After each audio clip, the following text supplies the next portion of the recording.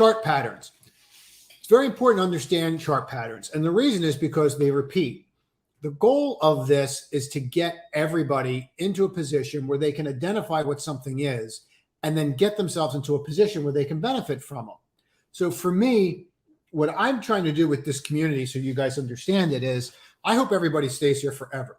I hope none of you ever need it, right? I hope that what you're seeing and what I'm already seeing in the community is I'm seeing people lift each other up. In other words, people point out things that they've learned and they're pointing it out to newer members.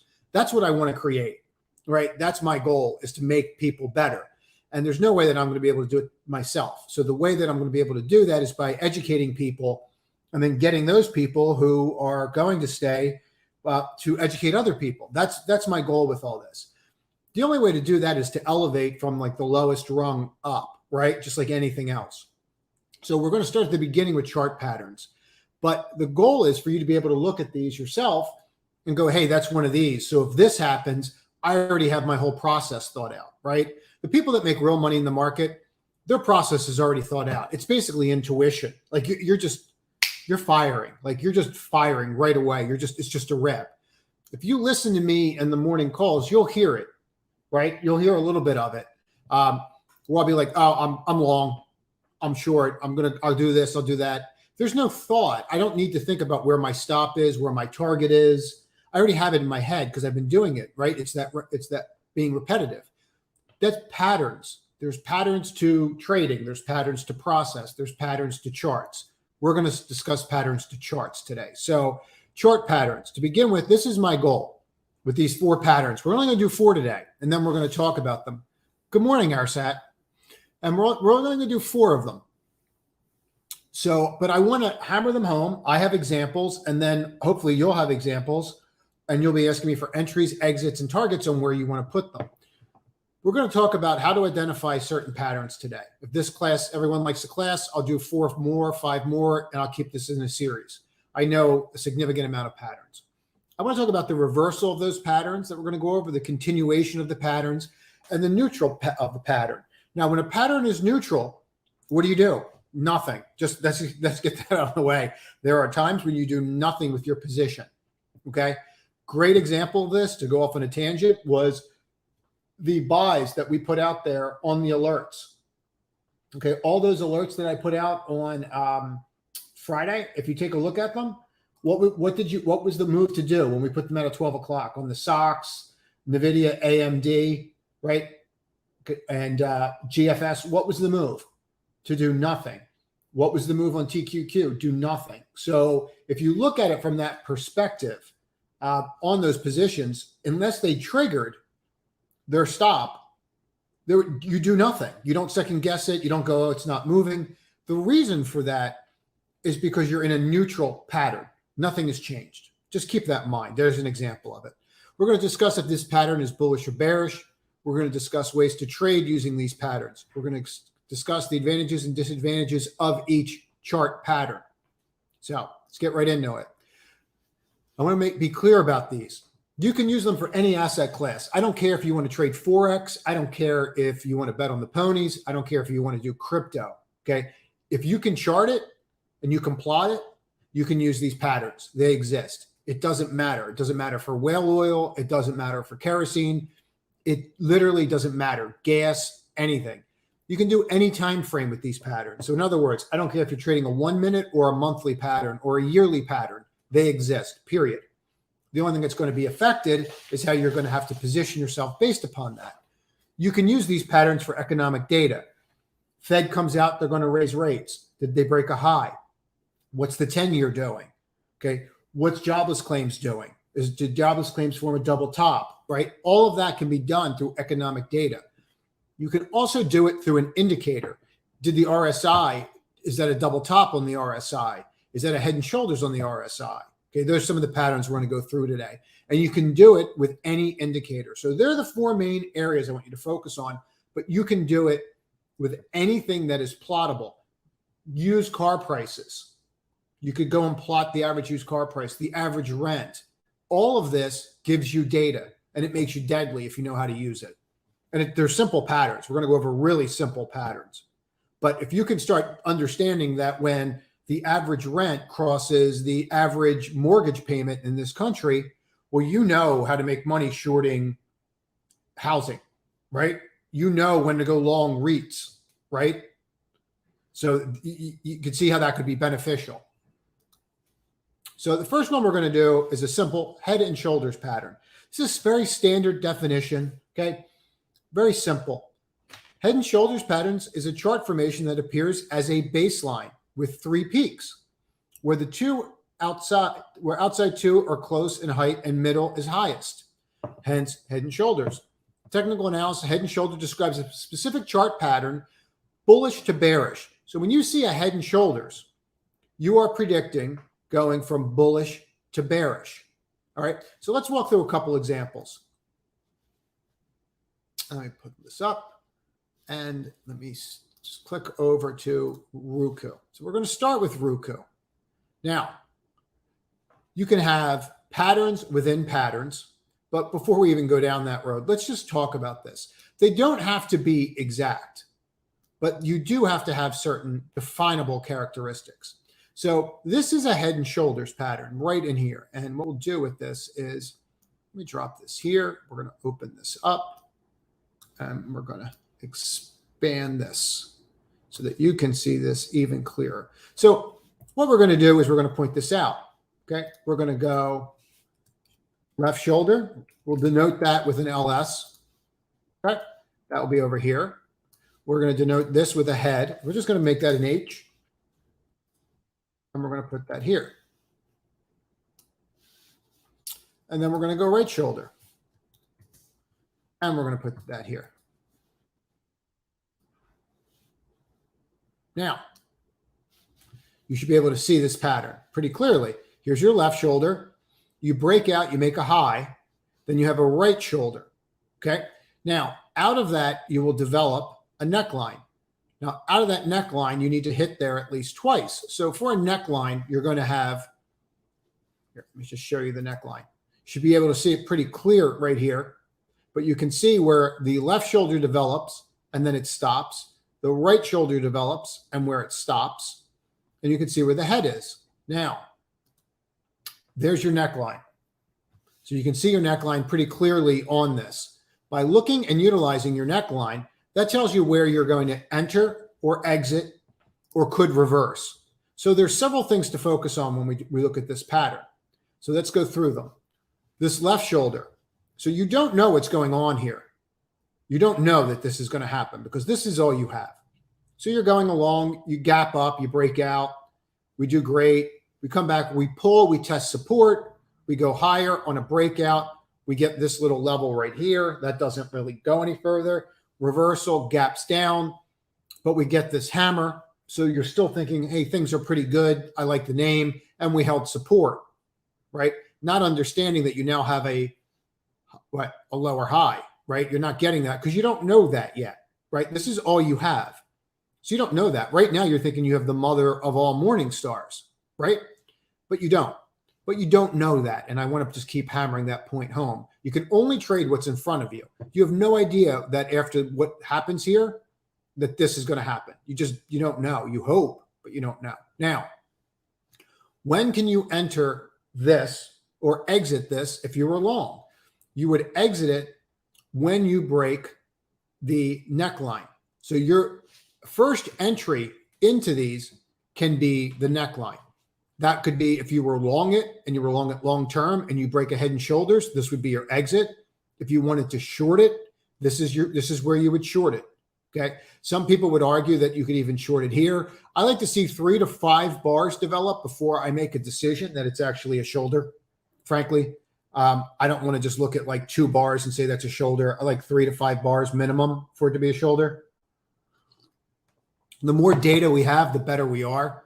So now, here's your neckline. Support, we're feeling pretty good about ourselves. We're looking at this here, right? And you can see it formed the head, right shoulder. Entry is here, okay?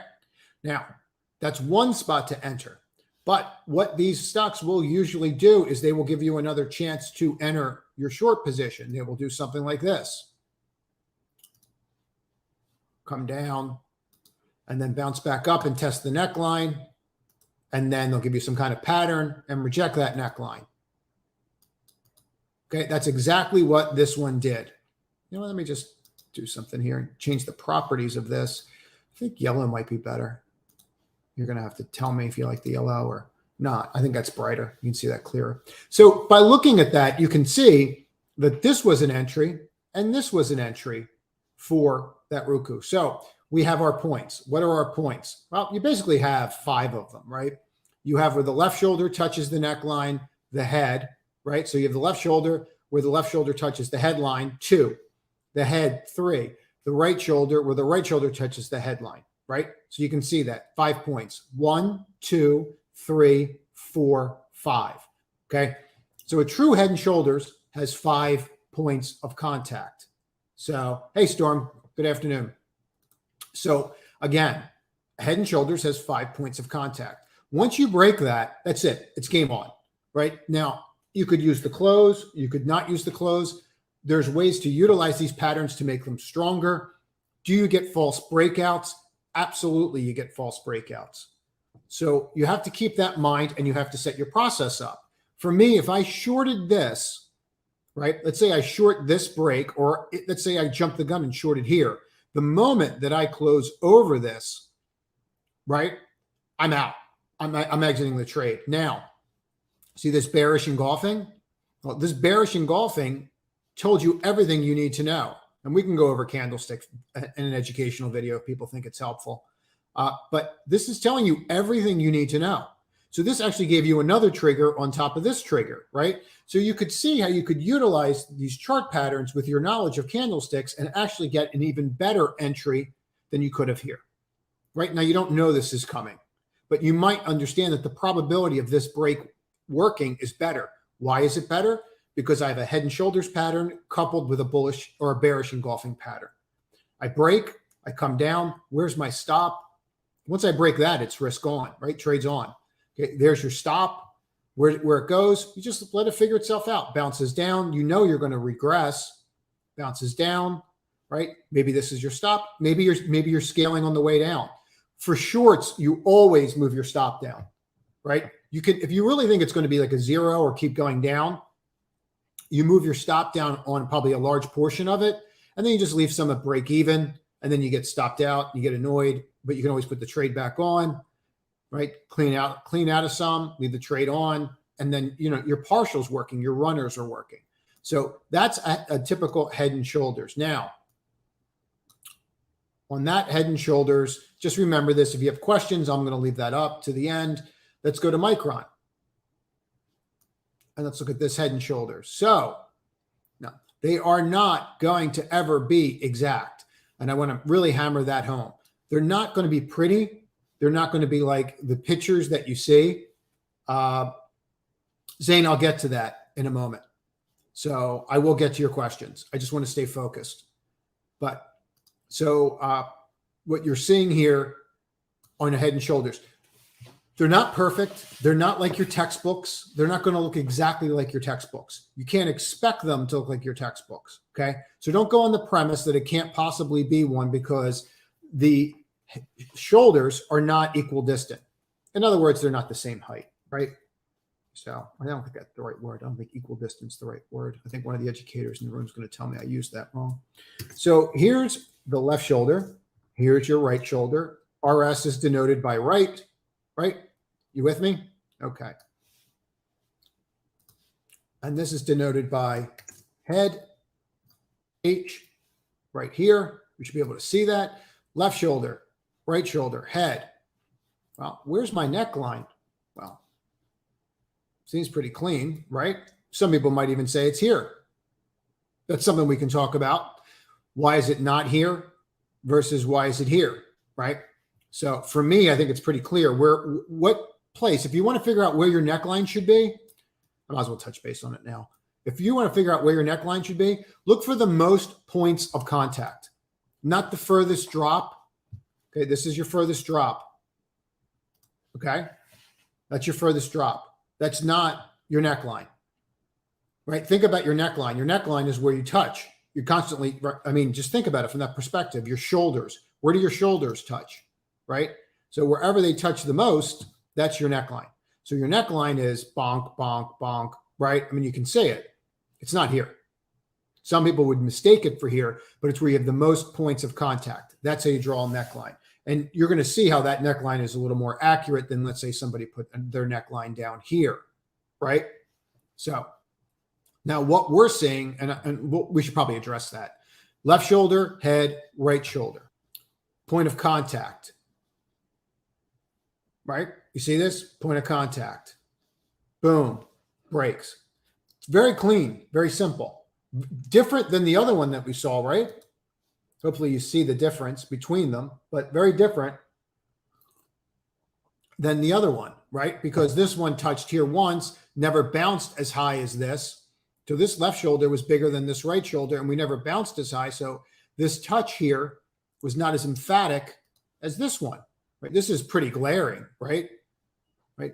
1, right? 2, 3, 4, 5, break, right? I mean, you can see that. Now, why is this more prudent to be the neckline? Well, first, it shows that we're accurate. How do we know that we're accurate in determining this bearish position? Because not only are we here, but look at where we're rejecting. Bonk, bonk, bonk. So after we drew this, then the rejections come, right? So you stop here, fits right along that line. Look at where your rejections are. Okay, that's what you want to see. So it's pretty clear. Now, somebody that's utilizing this as their neckline thinks that they haven't broken the head and shoulders, right? Now, you may have support here because this area is what? That's a wick, price rejection. The lowest point there is where somebody said, I will buy everything you have, right? So that buyer's still there. I'm not saying that's not an important data point. What I'm saying is that's not your neckline. This is your neckline. And that's pretty clear what's going on now. Now, maybe this bounces, maybe it doesn't. Time will tell. So that's a head and shoulders pattern. Reverse head and shoulders patterns. So you call them inverse, inverted, W's. An inverse head and shoulders pattern is inverted. The head and shoulders top used to predict reversals and downtrends. Okay, so in other words, you're in a downtrend and you're going to come out of that downtrend. This pattern is identified when the price action of a security meets the following characteristics. The price falls to a trough and then rises. The price falls below the former trough and then rises again. Sounds like a W. Finally, the price falls again, but this not as far as the second time. Once the final trough is made, the price heads upwards up to the previous troughs, which we're going to refer to as a neckline. Now, let's look at a couple examples of these.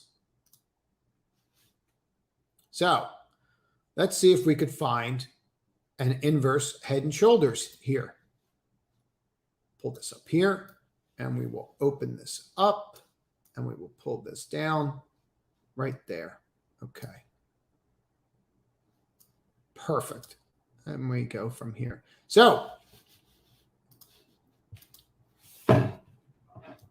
inverted head and shoulders, left shoulder. Right here. Head, right here.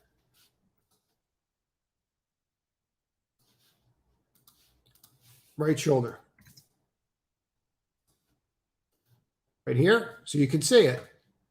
Comes up, comes down, comes up, comes down, comes up, right? So what you want to understand about these, they don't have to be pretty. They don't have to be perfect. All you need to do is understand that this is what happened. We rallied, failed, took out the low, rallied, failed, and then went higher. Where's your neckline? Where are the most points of contact? Bonk, bonk, right? You see them. Okay. So there are your points of contact. Now, based upon that, once you flip that, you have flipped your neckline. Now, based upon what I just drew, if you just want to see something, you want to put it in perspective, we were talking about this, but if you look at this, you can see very clearly what transpired since we did that. Now, it's interesting that I have that as my neckline, and you can see where could you have entered this yield if you thought the yields were going higher? Well, you could enter on this break on the way out, and now this becomes major support Necklines become major support. Now, where else could you have bought based upon knowing this? Or where could you have sold treasuries and made a lot of money? Every time it got to this level. Every single time it got to this level, you could have made money, right? And that's what you're trying to do. You're trying to develop a process that works consistently. So in other words, if you know that this happens and you're like, oh man, I missed it. You still keep it on your screen somewhere. You keep it in your database. Comes back down, tests that neckline. Looks like it's going to break, doesn't. Pops up. Maybe you try it. Maybe you don't. Tries again. You go, you know what? I'm going to try it. And then if it breaks this, I'll just blow the trade out. And you go from there and you would have caught this move. Right? Some of the greatest moves that you'll ever see are after you test a neckline, right? Because it's almost like a failed H, right? You can see that. So keep that in mind. Now, Tesla.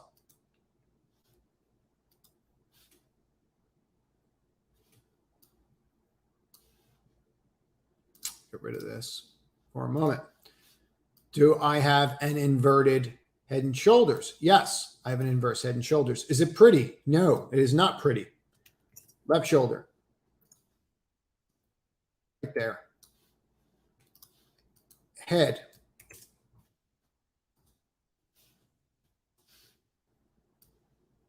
Right here. Right shoulder.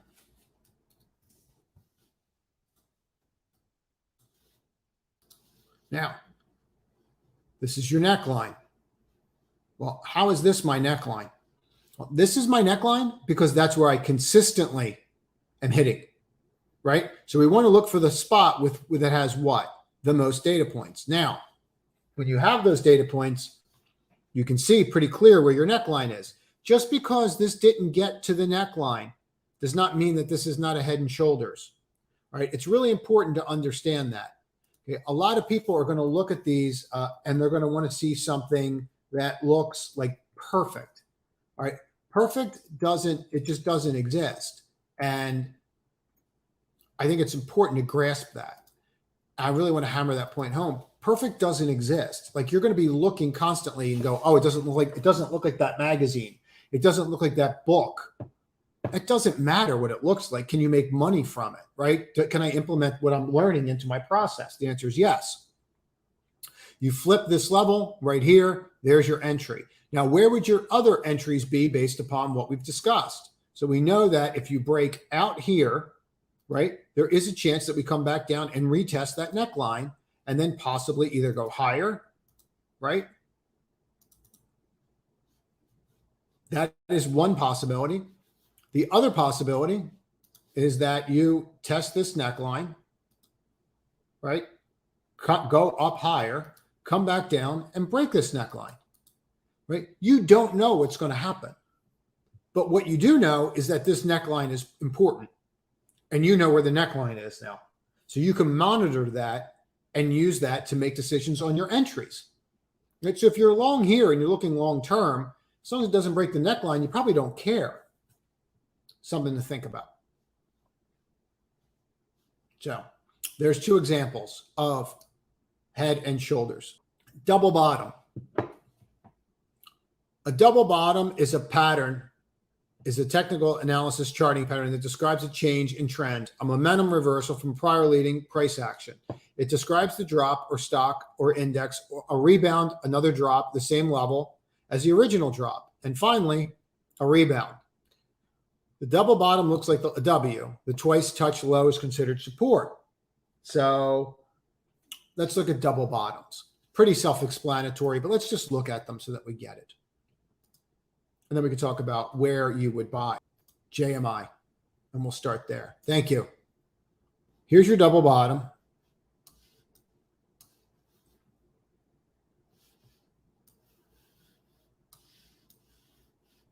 And what you're looking for is this.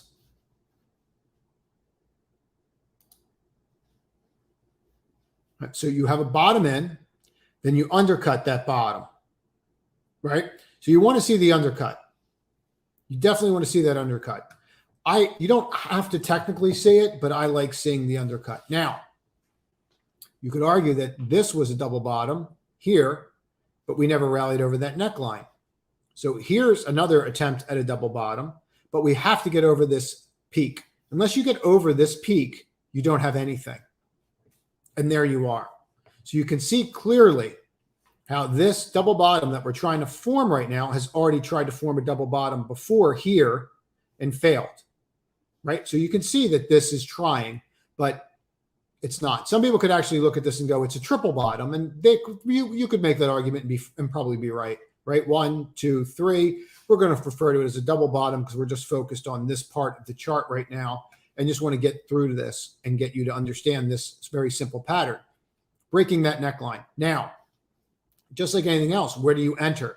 You could enter here, right? You want to see a higher high, but you can enter that neckline. Second. And then you can come down and test. And then you could enter again, right? And then it could go. But now you want to watch it. Does it do this? Does it come down, go here, right? And then do one of these. And as long as you're above that neckline, it doesn't matter, right? It doesn't matter if it goes that way or it goes this way. All that matters is that neckline for this trade, right? That's all that matters. So something to think about. But that's what you want to use as your entry, right? And you want to do it over the neckline. And you want to look at other entries when you're near the neckline. Now, FUBO. Let's get rid of these lines. And let me redo this one. So what I like again is I like the undercuts.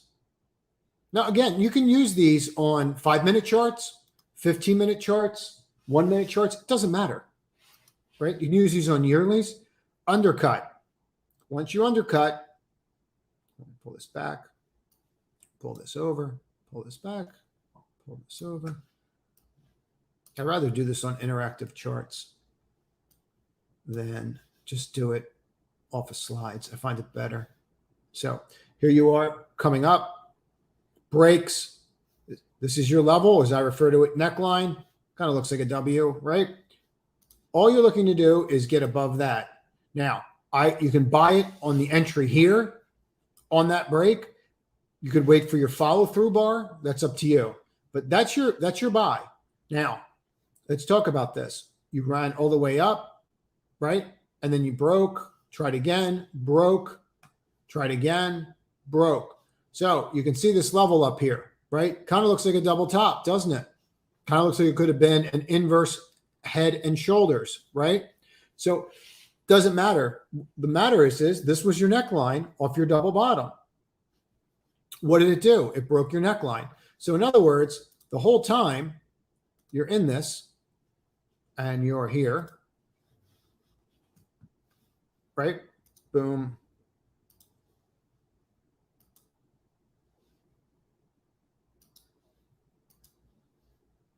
Here's an entry right here. Bounces. Okay. So I just want to point this out. Now you come back down and you break. Now, what's important about this? What's important to understand is when you know where these levels are, you can make money off of them. When they're drawn properly, you can make money. You just leave them in and you can set an alert to those levels. How do you make money off of those? Well, see how you made this amount of money? As soon as you got to this level, you could have done the same trade and captured the same move, right? So just understand where you're at in the pecking order. But that's really important to grasp. There's another one on there. We can do that when we do the questions. I just want to finish these patterns and stay on point. And double top. So let me just get to that here. Okay. Double top. A double top is an extremely bearish technical reversal pattern. Listen to those words. It's very bearish, a double top. And it's more bearish to me than a head and shoulders because it's going to be more violent. A double top is going to be more violent usually because you don't have the underlying support of more than one data point. You have just usually one. The patterns form after an asset reaches a price 2 consecutive times with a moderate decline between the 2 highs. It is confirmed once the asset price falls below support level equal to the low and prior to the 2 highs. All right. Simple enough, right? Let's look at examples. And let's make sure I click the charts this time. Now, Apple. Okay. Apple, I have two examples here. So, here's the first example. I like seeing a higher high. Do you have to see the higher high? No, you don't have to see the higher high. But what you need to do is you need to find that point. So here's my double top. All right. Now, on these double tops, I'm going to walk you through something that is a much faster trigger. Okay. On these double tops, when they reject, all right, you can use the pivot low. And most of the books are, well, all the books are not going to show you this, but this is the easiest way into these. You can use the pivot low. So in other words, this was your pivot over, right? You can use this pivot low as your entry into short or exiting your long position. All right. So some people will wait for this, and that's fine. You can wait for that previous low of the top to undercut. And that is a formal double bottom that's in, right? Here, you don't know if the double bottom is truly going to stay in or not. You can just get yourself in a position to, maybe think about locking that in if you're up here, or maybe you want to be a little more aggressive. You can use this as an entry. Most books, actually, a lot of them are just going to tell you to wait for the neckline and get what you can get off the double bottom. But by utilizing this simple strategy that I'm showing you, you can get in these a little bit sooner. Now, if you did that here and you have a double top right here as well, and you can see this one, and you undercut here, okay? The moment you undercut that bar, that was it. And you can see comes down to this particular neckline, bounces, undercuts it, and that's it, right? And you can see how these necklines, no matter where you're drawing them, are substantial. This one's substantial. This is still there. We still have to get through them. So, but once you undercut that low, if you're aggressive, that's where you could put them on. Now, here's Bitcoin. And if you look at this longer term, you can see another one here, right? And let me just show you that so you can get that and you can understand what I'm talking about. So this is where your top is. You flip your top, right? Now, technical analysis for a double top would tell you to wait until you break this previous low bar, which would be here. And then you would wait. You'd either put your short on here or let it bounce up and then put your short on when it breaks the next time, which is what happened when it broke that time. Look at this move, right? So on that move, off that double bottom pattern that you waited weeks on, there was a 45% drop from here, right? Double top, boom, rallies, fails. Okay. What if, in this double top, you used this breakout and then this failed? And what happens if you use that level? Well, I'm not the only one looking at these levels, by the way. Most professional traders are looking at these pivot bar lows. So you see that break? Look what happened. Right to the neckline. Well, we held the neckline, so you think you're fine. Well, not necessarily. Now you bounce up and then you break the neckline. So if I got rid of all this, just to put this in perspective, right? Let's get rid of all of it.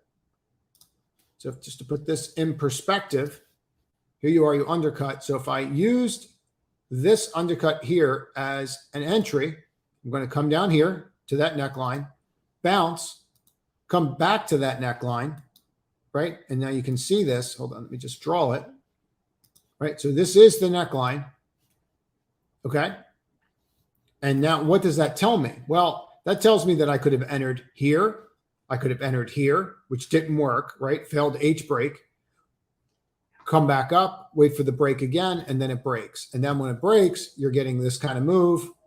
Now, whether you take it or you don't take it, and then you just can watch it kind of do its thing, kind of bounces around, right? I mean, that's really what you're seeing. And if you are to go, hold on one second, let me close this off and then pull this back. And then you can see how you're still playing with that neckline and how that neckline still exists, right? You can still see that neckline is still of significance. Same thing here. Double top. Overcuts double top. Where could your entry really be on your short or your exit on your long? That bar right there. But that's a little tight. So you would use the breakout bar, the pivot low of this breakout bar right here, right? See how they right? Pulled the flim flam, got people stock, wicks or what, price rejection, breaks down here, boom, that's it, it's gone. So then you're using this. And now when you break that level, what happens? Womp, womp, okay? Never comes back. Okay, so there you are. Now, some people are going to wait for the neckline, which is here. There's nothing wrong with that, but this gave you one sign, and this may have stopped you out here.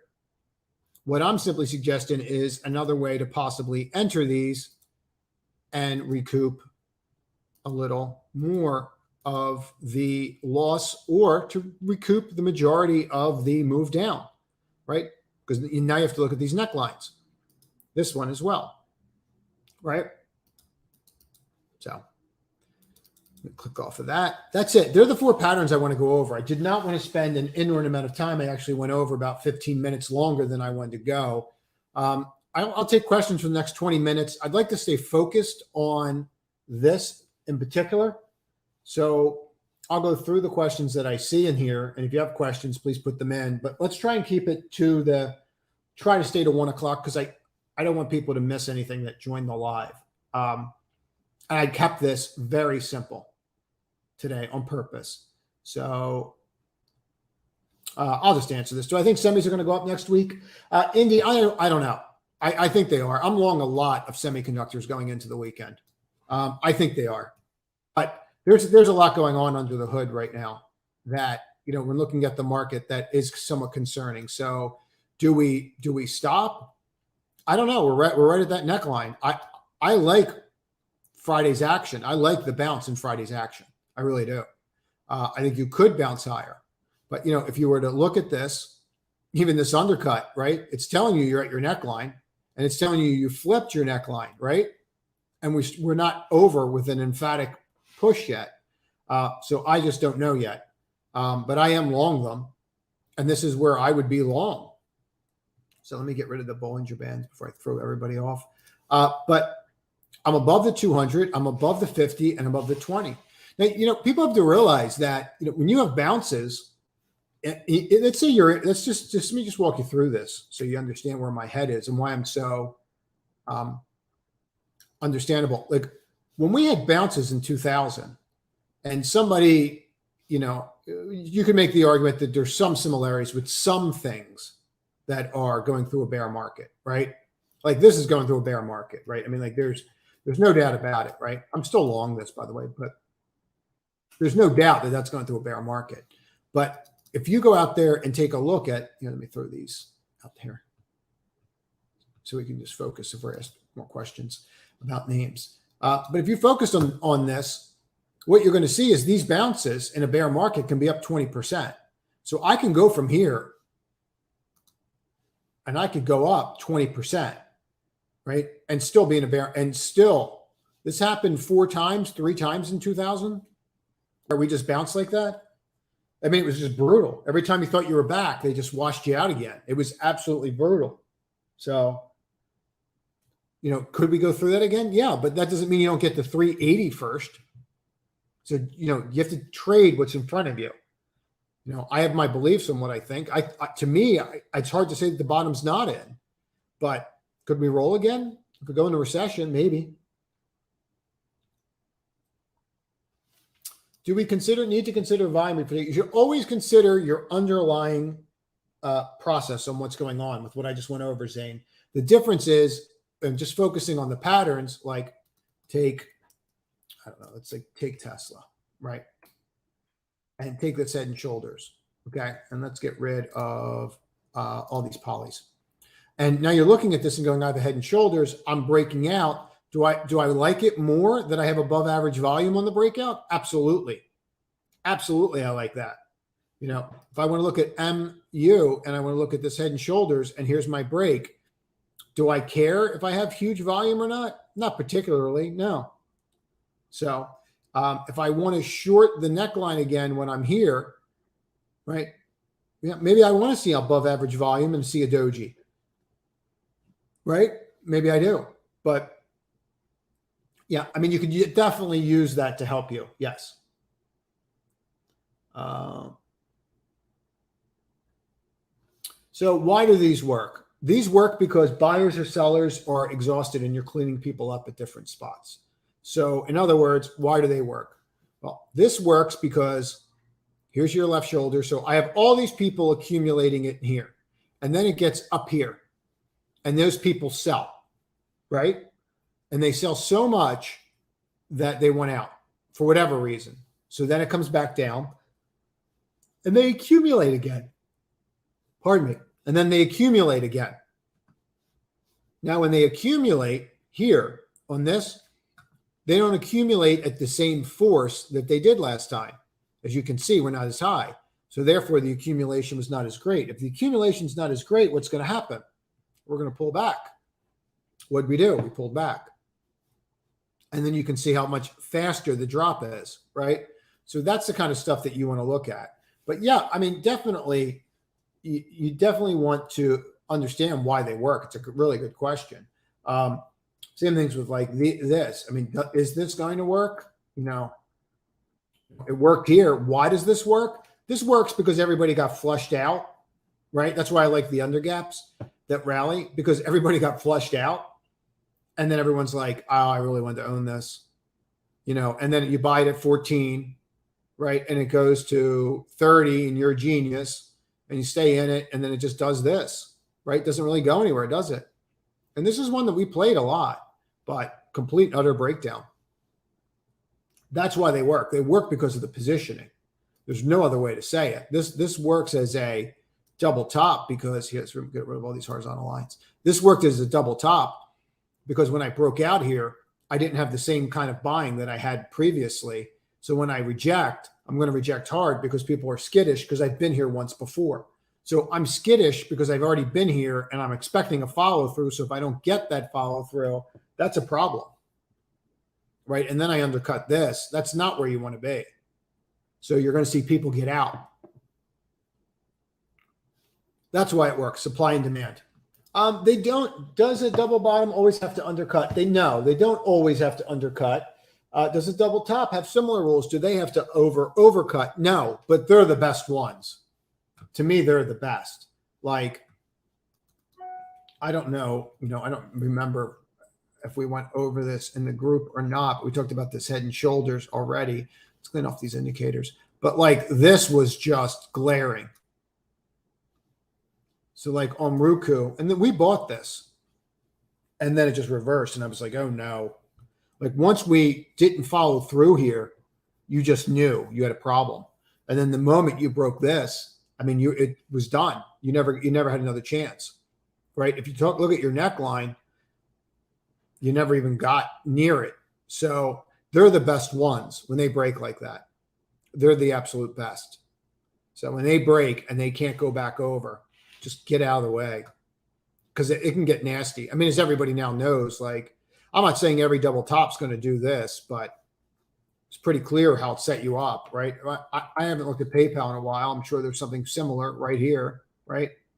Overcuts, drops, goes, overcuts, drops, takes out that bar. That was it. I mean, you can see them over and over again if you're looking for them, right? You can see them. Like this is trying, this undercut here. I mean, here's a double bottom, right? We undercut here, right? And then this was our neckline. And look how you're respecting your neckline.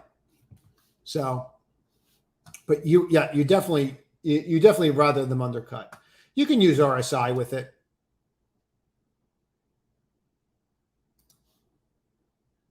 You can definitely use RSI. Any questions about anything? Does the height of the left and right shoulder matter? It doesn't really matter. So, some people will say that it does. Some people will look at them and go, okay, well, I really want to see like a really emphatic, higher high and lower high. No, it doesn't really matter that much to me, whether or not they're up there or they're not up there. They're ugly. They're not perfect, right? Like, does it matter that this is not higher? Does it matter that this is not higher? No. The benefit to that, Gator, could be that if this is higher and it's tighter, then your neckline might be higher and tighter, and that might make the trade more profitable, right?